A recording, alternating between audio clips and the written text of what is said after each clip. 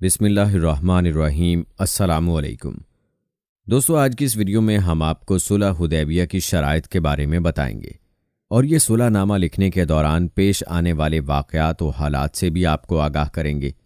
دوستو، اس دوران کا ایک اہم واقعہ حضرت ابو جندل رضی اللہ تعالی عنہ کو مشرکین کو واپس کرنے کا ہے، جو معاہدہ لکھنے کے دوران اپنی جان چھڑا کر وہاں پہنچے، لیکن چونکہ آپ صلی اللہ علیہ وآلہ وسلم نے معاہدہ طے کر لیا تھا، اس لیے آپ صلی اللہ علیہ وآلہ وسلم نے انہیں واپس فرما دیا۔ یہ واقعہ بھی مکمل تفصیل سے ہم آج کی ویڈیو میں شامل کریں گے۔ ویڈیو نہایت ہی اہم اور ایمان افروز ہے، لہٰذا ویڈیو کو سکپ مت کیجیے گا، اور اگر آپ نے ابھی تک ہمارا چینل سبسکرائب نہیں کیا ہے تو ابھی سبسکرائب کر لیں، ساتھ میں بیل نوٹیفیکیشن کو ضرور آن کر لیجیے گا تاکہ لیٹسٹ اپلوڈ ہونے والی ویڈیوز آپ تک بر وقت پہنچتی رہیں۔ ویڈیو کو لائک کریں، شیئر کریں اپنے دوستوں کے ساتھ، اور کمنٹ باکس میں اپنی رائے کا اظہار لازمی کیجیے گا۔ دوستو، اس معاہدے میں جو شرائط لکھی گئیں وہ پیش خدمت ہیں۔ نمبر 1، 10 سال تک آپس میں کوئی جنگ نہیں کی جائے گی۔ نمبر 2، جو مسلمان اپنے ولی اور سرپرست کی اجازت کے بغیر مکہ سے بھاگ کر رسول اللہ صلی اللہ علیہ وآلہ وسلم کے پاس آئے گا، اللہ کے رسول اسے واپس بھیجنے کے پابند ہوں گے، چاہے وہ مرد ہو یا عورت۔ دوستو، یاد رہے یہ شرط ظاہر میں مسلمانوں کے لیے بہت سخت تھی، لیکن بعد میں ثابت ہوا کہ یہ شرط بھی دراصل مسلمانوں کے حق میں تھی، کیونکہ اس طرح بیت اللہ مسلمانوں سے آباد رہا اور دین کا کام جاری رہا۔ نمبر 3، کوئی شخص جو حضرت صلی اللہ علیہ وآلہ وسلم کا ساتھی رہا ہو اور وہ بھاگ کر قریش کے پاس آ جائے تو قریش اسے واپس نہیں کریں گے۔ نمبر 4، کوئی شخص یا کوئی خاندان یا کوئی قبیلہ اگر مسلمان کا حلیف یعنی معاہدہ بردار بننا چاہے تو بن سکتا ہے، اور جو شخص یا خاندان یا قبیلہ قریش کا حلیف بننا چاہے تو وہ ان کا حلیف بن سکتے ہیں۔ نمبر 5، مسلمانوں کو اس سال عمرہ کیے بغیر واپس جانا ہوگا، البتہ آئندہ سال 3 دن کے لیے قریش مکہ کو خالی کر دیں گے، لہٰذا مسلمان یہاں غیر مسلح حالت میں آ کر ٹھہر سکتے ہیں اور عمرہ کر سکتے ہیں۔ دوستو، یہ شرائط بظاہر قریش کے حق میں اور مسلمانوں کے خلاف تھیں، اس لیے صحابہ کرام کو ناگوار بھی گزری، یہاں تک کہ حضرت عمر رضی اللہ تعالی عنہ نے بھی ناگواری محسوس کی۔ وہ سیدھے حضرت ابو بکر رضی اللہ تعالی عنہ کے پاس آئے اور بولے، ابو بکر، کیا حضور صلی اللہ علیہ وآلہ وسلم اللہ کے رسول نہیں ہیں؟ حضرت ابو بکر صدیق رضی اللہ تعالی عنہ نے فرمایا، بے شک حضور صلی اللہ علیہ وآلہ وسلم اللہ کے رسول ہیں۔ اس پر فاروق اعظم بولے، کیا ہم مسلمان نہیں ہیں؟ حضرت ابو بکر صدیق رضی اللہ تعالی عنہ نے فرمایا، بالکل ہم مسلمان ہیں۔ حضرت عمر رضی اللہ تعالی عنہ نے کہا، کیا وہ لوگ مشرک نہیں ہیں؟ ابو بکر صدیق رضی اللہ تعالی عنہ بولے، ہاں بے شک وہ مشرک ہیں۔ اب حضرت عمر رضی اللہ تعالی عنہ نے فرمایا، تب پھر ہم ایسی شرائط کیوں قبول کریں جن سے مسلمان نیچے ہوتے ہیں؟ اس وقت حضرت ابو بکر صدیق رضی اللہ تعالی عنہ نے بہت ہی خوب جواب دیا، فرمایا، اے عمر، وہ اللہ کے رسول ہیں، ان کے احکامات اور فیصلوں پر سر جھکاؤ، اللہ تعالیٰ ان کی مدد کرتا ہے۔ یہ سنتے ہی حضرت عمر رضی اللہ تعالی عنہ فوراً بولے، میں گواہی دیتا ہوں کہ حضرت صلی اللہ علیہ وآلہ وسلم اللہ کے رسول ہیں۔ اس کے بعد حضرت عمر رضی اللہ تعالی عنہ آپ صلی اللہ علیہ وآلہ وسلم کی خدمت میں حاضر ہوئے اور اسی قسم کے سوالات کیے۔ حضور صلی اللہ علیہ وآلہ وسلم نے ان کی باتوں کے جواب میں جو الفاظ فرمائے وہ بالکل وہی تھے جو حضرت ابو بکر صدیق رضی اللہ تعالی عنہ فرما چکے تھے۔ حضور صلی اللہ علیہ وآلہ وسلم نے فرمایا، میں اللہ کا بندہ اور رسول ہوں، میں کسی حالت میں بھی اللہ کے حکم کی خلاف ورزی نہیں کر سکتا، وہی میرا مددگار ہے۔ اسی وقت حضرت ابو عبیدہ رضی اللہ تعالی عنہ بول اٹھے، اے عمر، جو کچھ رسول اللہ صلی اللہ علیہ وآلہ وسلم فرما رہے ہیں، کیا تم اس کو سن رہے ہو؟ ہم شیطان مردود سے اللہ کی پناہ مانگتے ہیں۔ تب حضرت عمر رضی اللہ تعالی عنہ بھی بولے، میں شیطان مردود سے اللہ کی پناہ مانگتا ہوں۔ نبی اکرم صلی اللہ علیہ وآلہ وسلم نے یہ بھی ارشاد فرمایا، اے عمر، میں تو ان شرائط پر راضی ہوں اور تم انکار کر رہے ہو۔ چنانچہ حضرت عمر رضی اللہ تعالی عنہ فرمایا کرتے تھے، میں نے اس وقت جو باتیں کی تھیں اگرچہ وہ اس تمنا میں تھیں کہ اس معاملے میں خیر اور بہتری ظاہر ہو، مگر اپنی اس وقت کی گفتگو کے خوف سے میں اس کے بعد ہمیشہ روزے رکھتا رہا، صدقات دیتا رہا، نمازیں پڑھتا رہا اور غلام آزاد کرتا رہا۔ دوستو، یوں اس صلح کی تحریر لکھی گئی۔ آپ صلی اللہ علیہ وآلہ وسلم نے حضرت اوس بن خولہ رضی اللہ تعالی عنہ کو حکم دیا کہ وہ یہ معاہدہ لکھیں۔ اس پر سہیل بن عمرو نے کہا، یہ معاہدہ علی لکھیں گے یا پھر عثمان؟ یوں حضور صلی اللہ علیہ وآلہ وسلم نے حضرت علی رضی اللہ تعالی عنہ کو معاہدہ لکھنے کا حکم فرمایا اور فرمایا، لکھو بسم اللہ الرحمن الرحیم۔ اس پر سہیل بن عمرو نے پھر اعتراض کیا، میں رحمان اور رحیم کو نہیں مانتا، آپ یوں لکھوائیں، بسمک اللہم، یعنی شروع کرتا ہوں اے اللہ تیرے نام سے۔ حضور اکرم صلی اللہ علیہ وآلہ وسلم نے حضرت علی رضی اللہ تعالی عنہ سے فرمایا، اسی طرح لکھ دو۔ انہوں نے لکھ دیا تو حضور اکرم صلی اللہ علیہ وآلہ وسلم نے فرمایا، لکھو محمد رسول اللہ نے ان شرائط پر سہیل بن عمرو سے صلح کی۔ حضرت علی رضی اللہ تعالی عنہ لکھنے لگے، لیکن سہیل بن عمرو نے پھر اعتراض کیا، اگر میں یہ شہادت دے چکا ہوتا کہ آپ اللہ کے رسول ہیں تو پھر نہ تو آپ کو بیت اللہ سے روکا جاتا، نہ آپ سے جنگ ہوتی، اس لیے یوں لکھیے محمد بن عبداللہ۔ روایات میں آتا ہے کہ اس وقت تک حضرت علی رضی اللہ تعالی عنہ حضور اکرم صلی اللہ علیہ وآلہ وسلم کے ارشاد کے مطابق وہ عبارت لکھ چکے تھے، اس لیے آپ صلی اللہ علیہ وآلہ وسلم نے ان سے فرمایا، اس کو مٹا دو، یعنی لفظ رسول اللہ کو مٹا دو۔ حضرت علی رضی اللہ تعالی عنہ نے عرض کیا، میں تو کبھی نہیں مٹا سکتا۔ اس پر رسول اللہ صلی اللہ علیہ وآلہ وسلم نے ان سے فرمایا، مجھے دکھاؤ یہ لفظ کس جگہ لکھا ہے۔ حضرت علی رضی اللہ تعالی عنہ نے لفظ آپ صلی اللہ علیہ وآلہ وسلم کو دکھایا۔ حضور اقدس صلی اللہ علیہ وآلہ وسلم نے خود اپنے دست مبارک سے اسے مٹا دیا۔ اس کے بعد حضرت علی رضی اللہ تعالی عنہ کو لکھنے کا حکم فرمایا، لکھو یہ وہ سمجھوتا ہے جس پر محمد بن عبداللہ نے سہیل بن عمرو کے ساتھ صلح کی۔ اس کے بعد حضور اقدس صلی اللہ علیہ وآلہ وسلم نے فرمایا، اللہ کی قسم میں اللہ کا رسول ہوں، چاہے تم مجھے جھٹلاتے رہو اور میں ہی محمد ابن عبداللہ ہوں۔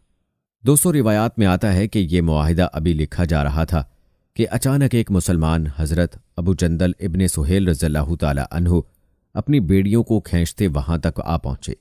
مشرکوں نے انہیں قید میں ڈال رکھا تھا۔ ان کا جرم یہ تھا کہ اسلام کیوں قبول کیا، اسلام چھوڑ دو یا پھر قید میں رہو۔ کہتے ہیں یہ ابو جندل رضی اللہ تعالی عنہ اسی سہیل بن عمرو کے بیٹے تھے جو معاہدہ طے کر رہا تھا۔ یہ کسی طرح قید سے نکل کر وہاں تک آ گئے تھے تاکہ اس ظلم سے نجات مل جائے۔ انہیں دیکھ کر سب مسلمان خوش ہو گئے اور جان بچا کر نکل آنے پر انہیں مبارکباد دینے لگے۔ ادھر جو ہی سہیل نے اپنے بیٹے کو دیکھا تو ایک دم کھڑا ہوا اور ایک زناٹے دار تھپڑ ان کے منہ پر دے مارا۔ یہ بھی روایت آئی ہے کہ اس نے انہیں چھڑی سے مارا پیٹا۔ مسلمان ان کی یہ حالت دیکھ کر رو پڑے۔ اب سہیل نے انہیں گریبان سے پکڑ لیا اور نبی کریم صلی اللہ علیہ وآلہ وسلم سے بولا، اے محمد، یہ پہلا مسلمان ہے جو ہم لوگوں کے پاس سے یہاں آ گیا ہے۔ اس معاہدے کے تحت آپ اسے واپس کریں کیونکہ یہ معاہدہ لکھا جا چکا ہے۔ اس کی یہ بات سن کر حضور اکرم صلی اللہ علیہ وآلہ وسلم نے فرمایا، ٹھیک ہے، لے جاؤ۔ اس پر ابو جندل رضی اللہ تعالی عنہ بے قرار ہو کر بولے، کیا آپ مجھے پھر ان مشرکوں کے ساتھ واپس بھیج دیں گے؟ اسلام لانے کی وجہ سے حضرت ابو جندل رضی اللہ تعالی عنہ پر بہت ظلم ڈھائے گئے تھے، لہٰذا اس صورتحال پر سب لوگ بری طرح بے چین ہو گئے۔ اس موقع پر رسول اللہ صلی اللہ علیہ وآلہ وسلم نے ان سے فرمایا، ابو جندل، صبر اور ضبط سے کام لو، اللہ تعالیٰ تمہارے لیے اور تم جیسے اور مسلمانوں کے لیے کشادگی اور سہولت پیدا فرمانے والا ہے۔ ہم قریش سے ایک معاہدہ کر چکے ہیں، اس معاہدے کی روح سے ہم تمہیں واپس بھیجنے کے پابند ہیں۔ ہم نے انہیں اللہ کے نام کا عہد دیا ہے، لہٰذا اس کی خلاف ورزی ہم نہیں کریں گے۔ دوستو، کہتے ہیں کہ اس موقع پر مسلمانوں کی آنکھوں میں آنسو آ گئے، وہ بے تاب ہو گئے۔ حضرت عمر رضی اللہ تعالی عنہ جیسے شخص بھی رو پڑے، لیکن معاہدے کی وجہ سے سب مجبور تھے۔ اس طرح ابو جندل رضی اللہ تعالی عنہ کو واپس بھیج دیا گیا۔ دوستو، یہ ہے سیرت نبی پاک صلی اللہ علیہ وآلہ وسلم کی، جو ہمیں درس دیتی ہے کہ عہد و پیمان کر لینے کے بعد اس کی پابندی لازم ہو جاتی ہے، چاہے حالات کیسے ہی کیوں نہ ہوں۔ لیکن دوستو، اگر ہم اپنا حال دیکھیں تو عہد و پیمان کر لینے کے بعد اپنی بات سے پھر جاتے ہیں اور وعدہ خلافی کو کچھ سمجھتے ہی نہیں۔ اللہ پاک ہمیں سمجھ اور عمل کی توفیق عطا فرمائے، آمین۔ دوستو آپ کو بتاتے چلیں کہ حضرت ابو جندل رضی اللہ تعالی عنہ کا اصل نام آس تھا۔ ابو جندل ان کی کنیت تھی۔ ان کے ایک بھائی عبداللہ بن سہیل تھے جو کہ ان سے بھی پہلے مسلمان ہو چکے تھے۔ عبداللہ بن سہیل رضی اللہ تعالی عنہ اس طرح مسلمان ہوئے تھے کہ مشرکوں کے ساتھ بدر کے میدان میں مسلمانوں سے لڑنے کے لیے آئے تھے، لیکن بدر کے میدان میں آتے ہی یہ کافروں کا ساتھ چھوڑ کر مسلمانوں کی صفوں میں شامل ہو گئے تھے۔ روایات بتاتی ہیں کہ اس معاہدے کے بعد بنو خزاعہ کے لوگ حضرت صلی اللہ علیہ وآلہ وسلم کے ساتھ دوست قبیلے کی حیثیت سے شامل ہو گئے، یعنی مسلمانوں کے حلیف بن گئے۔ معاہدہ لکھا جا چکا تو دونوں کی طرف سے اہم لوگوں نے اس پر بطور گواہ دستخط کیے۔ معاہدے سے فارغ ہو کر حضور اکرم صلی اللہ علیہ وآلہ وسلم نے سر منڈوانے اور قربانی کا حکم فرمایا، بلکہ پہلے آپ صلی اللہ علیہ وآلہ وسلم نے سر منڈوایا اور قربانی کی، پھر تمام مسلمانوں نے بھی ایسا کیا۔ پھر جب مسلمان اس مقام سے واپس روانہ ہوئے تو حضرت صلی اللہ علیہ وآلہ وسلم پر سورہ فتح نازل ہوئی۔ اللہ تعالیٰ نے اس سورہ میں یہ خوشخبری سنائی کہ بے شک آپ کو ایک کھلی فتح دے دی گئی اور اللہ کی نعمت آپ پر تمام ہونے والی ہے۔ دوستو روایات بتاتی ہیں کہ سفر کے دوران ایک مقام پر خوراک ختم ہو گئی۔ صحابہ کرام رضوان اللہ اجمعین نے یہ بات آپ صلی اللہ علیہ وآلہ وسلم کو بتائی۔ حضور اقدس صلی اللہ علیہ وآلہ وسلم نے ایک چادر بچھانے کا حکم فرمایا، پھر حکم فرمایا کہ جس کے پاس جو کچھ بچا کھچا کھانا ہو اس چادر پر ڈال دے۔ صحابہ کرام رضوان اللہ اجمعین نے ایسا ہی کیا۔ آپ صلی اللہ علیہ وآلہ وسلم نے دعا فرمائی، پھر سب کو حکم دیا اس چادر سے اپنے اپنے برتن بھر لیں۔ چنانچہ سب نے برتن بھر لیے، خوب سیر ہو کر کھایا، لیکن کھانا جوں کا توں بچا رہا۔ اس موقع پر حضور اقدس صلی اللہ علیہ وآلہ وسلم ہنس پڑے اور ارشاد فرمایا، اشہد ان لا الہ الا اللہ و انی رسول اللہ۔ اللہ کی قسم ان دو گواہیوں کے ساتھ جو شخص بھی اللہ تعالیٰ کے سامنے حاضر ہوگا دوزخ سے محفوظ رہے گا۔ دوستو کہتے ہیں کہ جب حضور اقدس صلی اللہ علیہ وآلہ وسلم پر سورہ فتح نازل ہوئی تو جبرائیل علیہ السلام نے عرض کیا، اے اللہ کے رسول، آپ کو یہ فتح مبارک ہو۔ اس پر صحابہ کرام رضوان اللہ اجمعین نے بھی آپ صلی اللہ علیہ وآلہ وسلم کو مبارکباد دی۔ حضرت ابو بکر صدیق رضی اللہ تعالی عنہ فرماتے ہیں، اسلام میں صلح حدیبیہ سے بڑی مسلمانوں کو کوئی فتح نہیں ہوئی، یعنی یہ اس قدر بڑی فتح تھی جبکہ لوگ اس کی حقیقت کو اس وقت بالکل نہیں سمجھ سکتے تھے جب معاہدہ لکھا جا رہا تھا۔ دوستو سہیل بن عمرو کے بارے میں آپ کو بتاتے چلیں، جنہوں نے یہ معاہدہ لکھا تھا بعد میں مسلمان ہو گئے تھے۔ حجۃ الوداع کے موقع پر انہیں اس جگہ پر کھڑے دیکھا گیا تھا جہاں قربانی کی جاتی ہے۔ وہ حضور اکرم صلی اللہ علیہ وآلہ وسلم کو قربانی کے جانور پیش کر رہے تھے اور حضور اکرم صلی اللہ علیہ وآلہ وسلم اپنے دستے مبارک سے انہیں ذبح کر رہے تھے۔ اس کے بعد سہیل بن عمرو رضی اللہ تعالی عنہ نے حضور اقدس صلی اللہ علیہ وآلہ وسلم کا سر منڈوانے کے لیے حجام بلایا۔ اس وقت یہ منظر دیکھا گیا کہ حضور اقدس صلی اللہ علیہ وآلہ وسلم کا جو بال بھی گرتا تھا سہیل بن عمرو اسے اپنی آنکھوں سے لگاتے تھے۔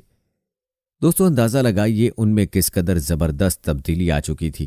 صلح حدیبیہ کے موقع پر وہ رسول اللہ کا لفظ لکھے جانے پر طیش میں آ گئے تھے اور اب حضور اقدس صلی اللہ علیہ وآلہ وسلم کے بالوں کو آنکھوں سے لگا رہے تھے۔ اللہ اکبر۔ دوستو کہتے ہیں اسی سال 6 ہجری کو شراب حرام ہوئی۔ حکم آنے پر لوگوں نے شراب کے مٹکے توڑ دیے اور شراب بارش کے پانی کی طرح نالیوں میں بہتی نظر آئی۔ سبحان اللہ۔